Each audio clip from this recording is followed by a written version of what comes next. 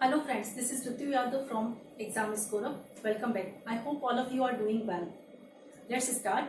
In my previous video, I have just discussed an outline of historical background of our Indian Constitution.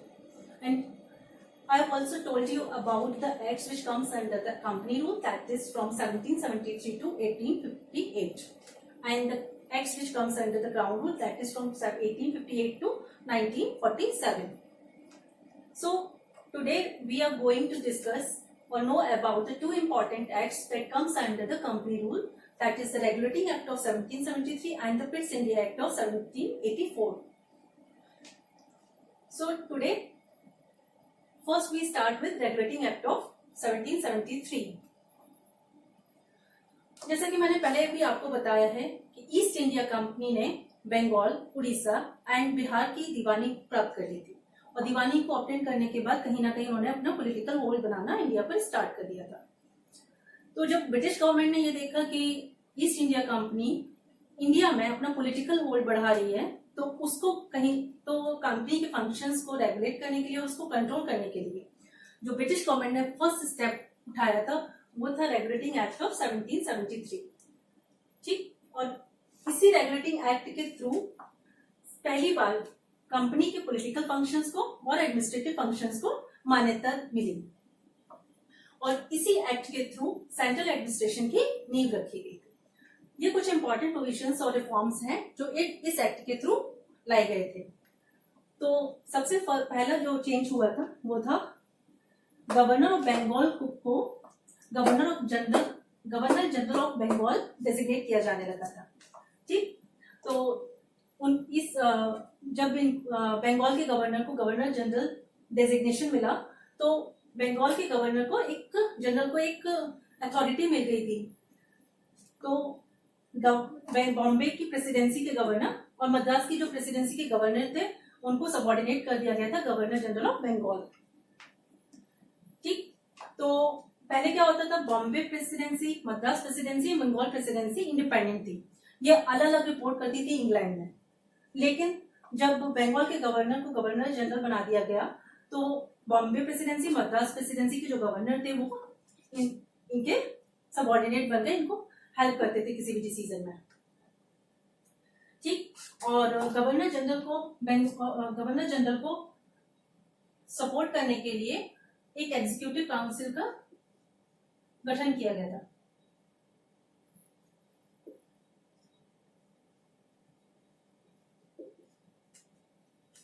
तो ये जो executive council बनाई गई थी इसमें 4 मेंबर्स थे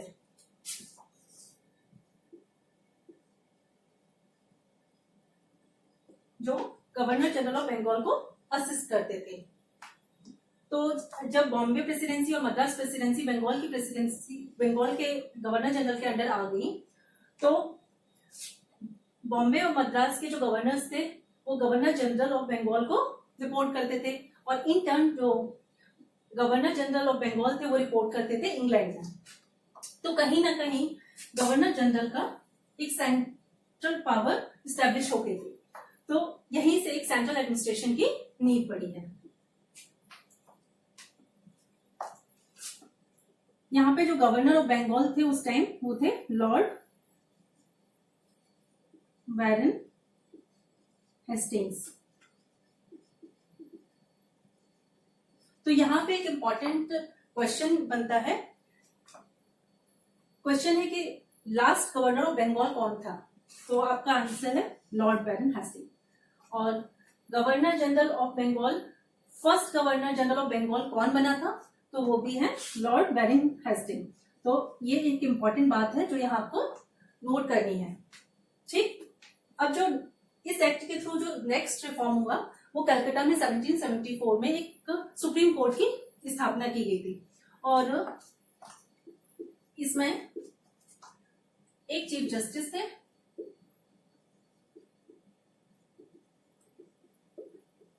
और 3 अदर जजेस।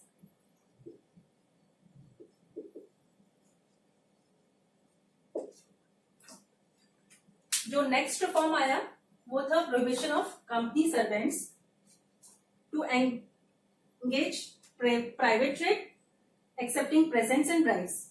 मतलब इस एक्ट के थ्रू कंपनी के जो सर्वेंट्स थे उनको उन पर रोक लगा दी गई थी, वो किसी भी तरह के निजी जो व्यापार था प्राइवेट ट्रेड में इन्वॉल्व नहीं हो सकते थे, ठीक। और किसी भी तरह का प्रेजेंट, गिफ्ट या ब्राइब एक्सेप्ट नहीं कर सकते थे नेटिव से।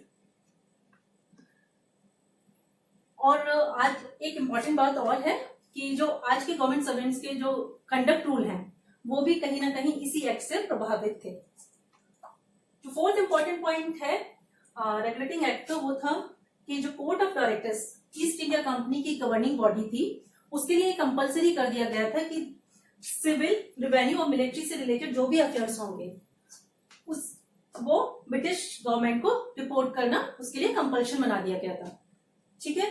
तो ये ओवरऑल जो रिफॉर्म्स हुए रेगुलेटिंग एक्ट के अंदर, उनको मैंने अभी आपके सामने डिस्कस किया है।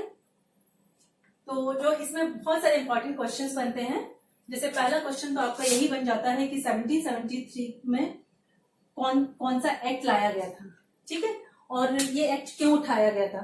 तो मैंने आपको डिस्कस करके पहले भी बताया है कि ईस्ट इंडिया कंपनी के फंक्शंस को रेगुलेट करने के लिए और कंट्रोल करने के लिए जो ब्रिटिश गवर्नमेंट ने फर्स्ट स्टेप उठाया था वो रेगुलेटिंग एक्ट 1773 ही था।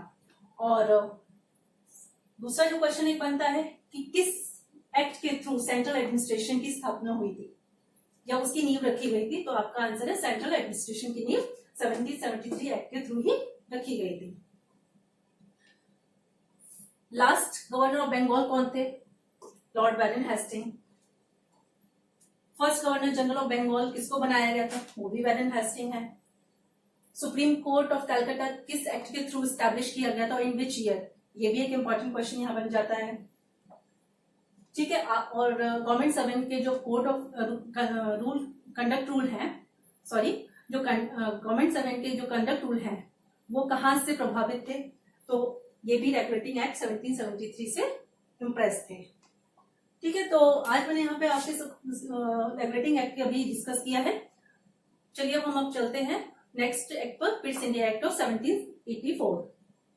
चलिए हम इसके बारे में डिस्कस करते हैं। पिट्स इंडिया एक्ट ऑफ 1784 बहुत इंपॉर्टेंट एक्ट है और इसके थ्रू ही ब्रिटिश गवर्नमेंट ने इंडिया में कंपनी के रूल पर अपना ही कंट्रोल बना लिया था, ठीक है, इसी के थ्रू। तो पिट्स इंडिया एक्ट का जो नाम रखा गया था वो उस टाइम ब्रिटेन के प्राइम मिनिस्टर थे विलियम पिट्स, उनके नाम पर इस एक्ट को का नाम रखा गया था। और इस एक्ट के थ्रू ही कंपनी के कमर्शियल एंड पॉलिटिकल फंक्शंस को अलग अलग कर दिया गया था। और कमर्शियल फंक्शंस को मैनेज करने के लिए बोर्ड ऑफ डायरेक्टर्स थे, और जबकि पॉलिटिकल फंक्शंस को मैनेज करने के लिए एक न्यू बॉडी का क्रिएशन किया गया जो कि थी बोर्ड ऑफ कंट्रोल। तो बोर्ड ऑफ डायरेक्टर्स, जैसा कि मैंने पहले भी बताया था, कि बॉडी की गवर्निंग बॉडी थी। और रेगुलेटिंग एक्ट 1773 के थ्रू बोर्ड ऑफ डायरेक्टर्स के लिए ये मस्ट कर दिया गया था, ये कंपल्शन बना दिया गया था कि वो ब्रिटिश गवर्नमेंट को सिविल, मिलिट्री और रेवेन्यू से रिलेटेड जो भी अफेयर्स होंगे उनको रिपोर्ट करेगी। अब यहाँ पर पॉलिटिकल फंक्शंस जो थे वो बोर्ड ऑफ कंट्रोल के हाथ में दे दिए गए। पॉलिटिकल जो भी फंक्शंस होते थे उनको बोर्ड ऑफ कंट्रोल मैनेज करता था, मतलब सिविल, मिलिट्री और रेवेन्यू से रिलेटेड जो भी ऑपरेशंस होते थे उनको सुपरवाइज करता था और डायरेक्ट करता था कौन? बोर्ड ऑफ कंट्रोल, ठीक है। तो जो इम्पोर्टेंट पिट्स इंडिया एक्ट के जो इम्पोर्टेंट फैक्ट्स हैं वो है commercial and political functions of the company were separated. दोनों फंक्शंस को सेपरेट कर दिया गया था। Creation of board of control, एक न्यू बॉडी, गवर्निंग बॉडी बनाई गई थी, बोर्ड ऑफ कंट्रोल, जो कि सुपरवाइज करती थी और डायरेक्ट करती थी all the operations related to civil, military and revenue, ठीक। और इसी एक्ट के थ्रू पहली बार companies territories for the first time called as the British possession in India, means British आधिपत्य का क्षेत्र पहली बार इसी एक्ट के थ्रू कहा गया। तो पिट्स इंडिया एक्ट बहुत ही इंपॉर्टेंट एक्ट है और इसी एक्ट के थ्रू ब्रिटिश गवर्नमेंट ने इंडिया में कहीं ना कहीं कंपनी के रूल पर अपना एक कंट्रोल बना लिया था। उसको कहीं ना कहीं फुल अथॉरिटी मिल गई थी कंपनी के जो काम है उन पर, क्योंकि कमर्शियल फंक्शन से सिर्फ वही बोर्ड ऑफ डायरेक्टर्स के पास रह गए थे, बाकी जो भी revenue, military and civil affairs थे उनको कंपनी के बोर्ड ऑफ कंट्रोल के हवाले कर दिया गया था, ठीक है। तो ये था हमारा फिट्स इंडिया है, जिसमें इस चैनल से जुड़ने के लिए सब्सक्राइब बटन प्रेस करिए।